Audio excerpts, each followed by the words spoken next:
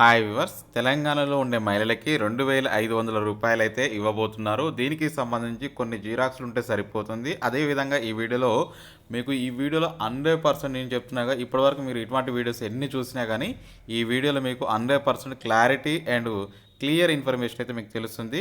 అదేవిధంగా ఖచ్చితంగా చివరి వరకు చూసి ప్రతి ఒక్కరూ like and subscribe and share చేయండి. సో ఈ వీడియోలో మీకు 100% మనకి తెలంగాణ మహిళల గృహలక్ష్మి కింద 2,500 రూపాయలకు సంబంధించిన మార్గదర్శకాలు, అదేవిధంగా కావాల్సిన డాక్యుమెంట్స్ ఇవన్నీ ఈ వీడియో ద్వారా మీరు తెలుసుకోగలుగుతారు.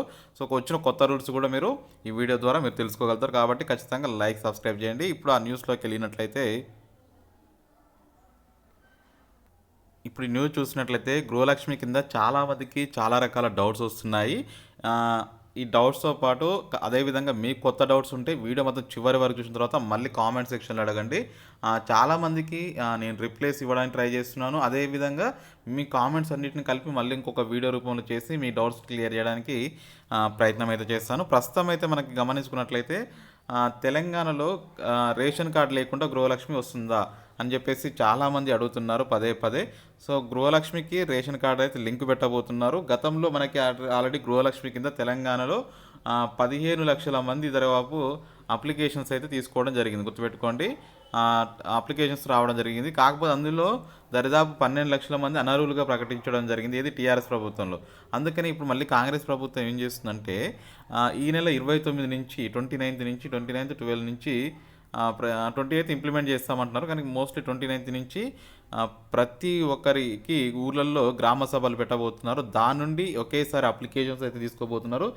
దీంతో మనకి మల్టిపుల్ పథకాలు వచ్చే విధంగా, అంటే గృహలక్ష్మి కానీ, అదేవిధంగా నెక్స్ట్ మనకి ఇందిరమ్మ ఇండ్లు కానీ, 500 రూపాయలకి గ్యాస్ అయినా కానీ, ఇటువంటి ఏదున్నా కానీ ఈ గృహలక్ష్మి పథకం కింద నెక్స్ట్ మనకి గ్రామ సభ నుండి అప్లికేషన్స్ అయితే తీసుకోబోతున్నారు.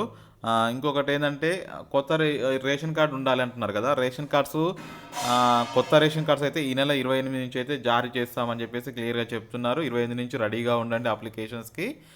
28 నుంచి మనకి కొత్త రేషన్ కార్డ్స్ ఇస్తారు. దాంట్లో ఇంకో గమనిక ఏంటంటే, మేము ఇప్పుడు కొత్త రేషన్ కార్డులో ఉన్నాం కదా, కొత్త రేషన్ కార్డు ఇవ్వాలా అంటే మేము ఇప్పుడు కొత్త రేషన్ కార్డు తీసుకుంటే అది ఇవ్వాలా లేకపోతే పాత రేషన్ కార్డు ఇవ్వాలా అని అడుగుతున్నారు. గుర్తుపెట్టుకోండి, మీరు కొత్త రేషన్ కార్డు దేని ఉద్దేశంతో అప్లై చేసుకుంటారు? మీరు న్యూలీగా కొంత యాడ్ చేయడం కానీ, లేకపోతే సపరేట్ డివైడ్ చేసుకున్న రేషన్ కార్డ్స్ ఉంటాయి. సో మీరు ఖచ్చితంగా లేటెస్ట్ రేషన్ కార్డ్సే అప్డేట్ చేయాలి అక్కడ. దాని ప్రకారంగా మీకు బెనిఫిట్స్ జరిగే అవకాశం ఉంటుంది. నెక్స్ట్, భర్త ఆధార్ కార్డు ఎందుకు ఇవ్వాలి? ఒకవేళ నాకు డైవర్స్ తీసుకుంటే నేను లేదు కదా అని చెప్పేసి చాలామంది కామెంట్ సెక్షన్లో అడుగుతున్నారు. వారందరికీ ఇది చాలా ఉపయోగపడుతుందండి. ఇక్కడనే చాలామందికి లాజిక్ మిస్ అవుతున్నారు, ఈ ఆధార్ కార్డు ఎందుకు అని. సో ఒకవేళ తనకి కనుక తన భర్తని కోల్పోయినా, లేకపోతే డైవర్స్ తీసుకున్న ఇటువంటి సందర్భాల్లో ఎలా మేము ముందుకెళ్ళాలి అని చెప్పేసి చాలామంది అడుగుతున్నారు. సో ఖచ్చితంగా ఇక్కడ గమనించుకోవాల్సిన విషయం ఏంటంటే, భర్తకి ఆధార్ కార్డు లేకున్నా, అదేవిధంగా దానికి ఏం చేయాలంటే, ఒకవేళ డైవర్స్ తీసుకుంటే డైవర్స్ సర్టిఫికేటు, లేదా ఒకవేళ చనిపోయి ఉంటే డెత్ సర్టిఫికేట్, ఈ రెండు సబ్మిట్ చేయాల్సి వస్తుంటుంది ఒకవేళ ఈ ఆధార్ కార్డు రీప్లేస్లో. ఎందుకంటే ఇంకోటి ఏంటంటే, మీకు రేషన్ కార్డులోనే ఫుల్ డీటెయిల్స్ ఉంటాయి, మీరు ఎంతమంది ఉన్నారు ఫ్యామిలీలోని. ఒకవేళ తను అప్పట్లో ఉండి ఆ రేషన్ కార్డులో ఇప్పుడు తను అంటే తను లేకపోతే ఆ రేషన్ కార్డులో ఈ విధంగా మీరు సబ్మిట్ చేసుకోవాల్సి ఉంటుంది. అప్పుడు మీకు ఎటువంటి ఇష్యూ అయితే తలెత్తదండి. నెక్స్ట్, బ్యాంక్ పాస్బుక్ సంబంధించి ఎవరిది ఇవ్వాలి అంటే, ఇప్పుడు చాలామందికి డౌట్స్ ఏంటంటే, ఫ్యామిలీ మెంబర్స్ ఇవ్వచ్చా, లేకపోతే జాయింట్ అకౌంట్ ఇస్తే ఏమవుతుంది? మా హస్బెండ్ నేను జాయింట్లో ఉన్నాము అకౌంట్లో, అప్పుడు జాయింట్ అకౌంట్ ఇచ్చినప్పుడు ప్రాబ్లం ఏమవుతుంది అని చెప్పేసి చాలామంది అడుగుతున్నారండి. జాయింట్ అకౌంట్ ఇచ్చిన ప్రాబ్లం ఏముండదండి. కాకపోతే మీకు ఫ్యూచర్లో సెక్యూర్గా ఉండడం కోసం, అంటే కొంచెం క్లారిటీగా ఉండడం కోసం నేను ఈ వీడియోలో మీకు ముందే ఇంటిస్తున్నా. సో ఖచ్చితంగా బ్యాంక్ పాస్బుక్ అనేది మీరు ఓన్గా ఇప్పుడు తీసుకోండి అకౌంట్. ఇట్లాగా మన టైం ఉంది కాబట్టి మీరు ఎందుకు ఇబ్బంది పడుతున్నారో అర్థం కావట్లేదు. ఖచ్చితంగా బ్యాంక్ అకౌంట్ అయితే తీసుకోండి. చాలామంది కామెంట్ సెక్షన్లో అడుగుతున్నారు కాబట్టి చెప్తున్నాను.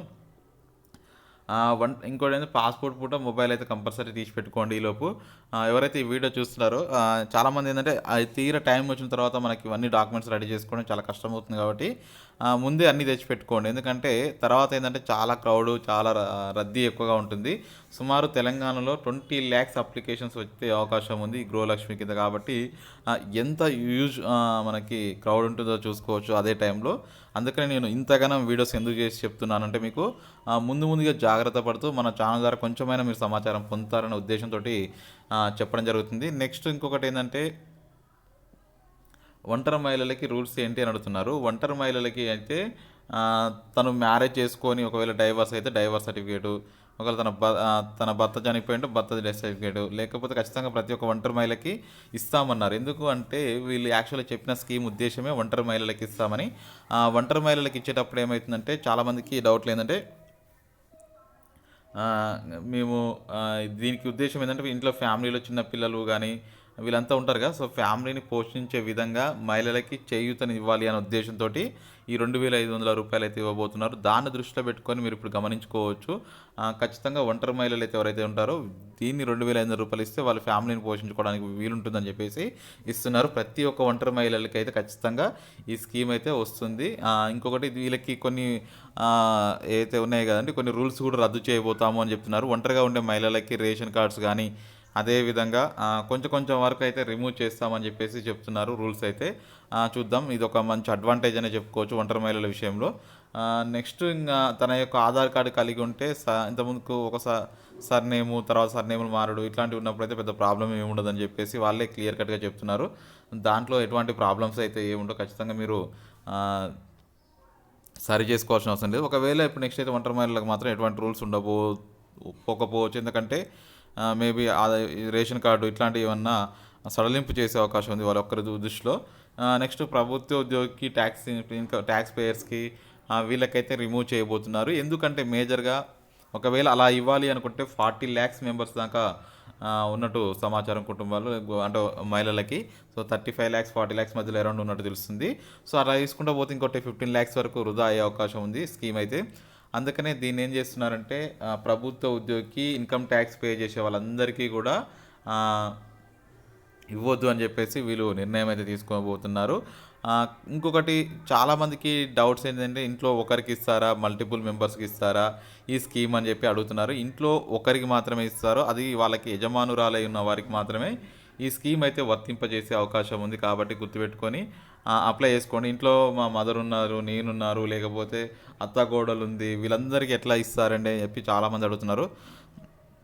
సో ఈజీగా ఇప్పుడు మీకు చెప్పేది ఏంటంటే దీన్ని ఒకసారి మీరు దృష్టిలో పెట్టుకుని అప్లై అయితే చేసుకోండి. ఇంట్లో ఒకరికి మాత్రమే ఇస్తారు, అది కూడా ఇంటి యజమానురాలకే ఇస్తారు. ఒకవేళ ఆల్రెడీ ఆమెకి పెన్షన్ కనుక వస్తున్నట్లయితే ఎగ్జాంపుల్గా వితంతు పెన్షన్ కానీ లేకపోతే ఏదో రకంగా తనకి పెన్షన్ వస్తుంటే ఆ పెన్షన్తో పాటు ఇది కూడా తీసుకోవచ్చు అని చెప్పి చాలామంది అడుగుతున్నారు. ఖచ్చితంగా ఆ పెన్షన్తో పాటు ఇది కూడా తీసుకునే అవకాశం అయితే ఉంటుంది.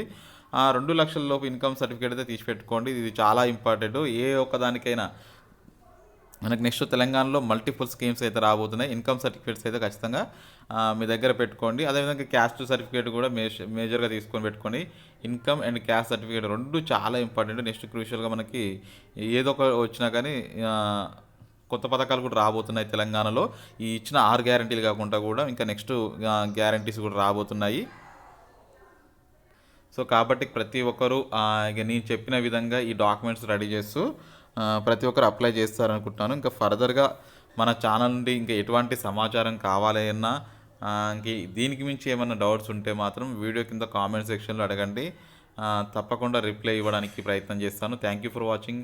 Have a nice day.